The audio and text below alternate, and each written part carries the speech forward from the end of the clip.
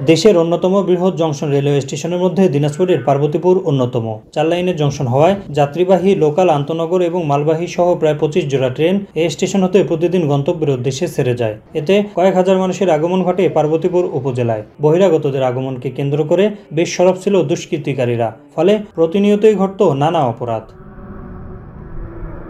যাত্রীদের নিরাপত্তা নিশ্চিতের পাশাপাশি অপরাধী শনাক্তে বাংলাদেশ রেলওয়ের পক্ষ থেকে স্টেশনের বিভিন্ন স্থানে বসানো হয়েছে 32টি ক্লোজ সার্কিট ক্যামেরা। এতে অপরাধ প্রবণতা কমে যাওয়ায় সন্তোষ প্রকাশ করেন ট্রেন যাত্রী, এলাকাবাসী ছাড়াও সংশ্লিষ্টরা। ক্যামেরা সংযুক্ত করার কারণে আলহামদুলিল্লাহ অনেকাংশই এই অপরাধ, বিভিন্ন রকম ছোটোখাটো অপরাধগুলো কমে গেছে।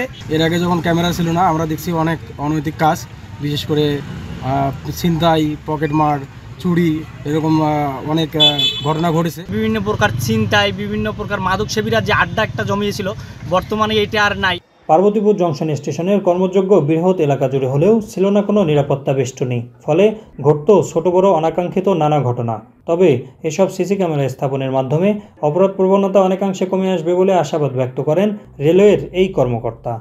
32টি সিসি ক্যামেরা লাগাইছি যাতে করে অপরাধ প্রবণতা কমে আসে, এবং আশা করছি এই সিসিটিভি লাগানোর পরে আর অপরাধমূলক কাজ আর সংঘটিত হবে না।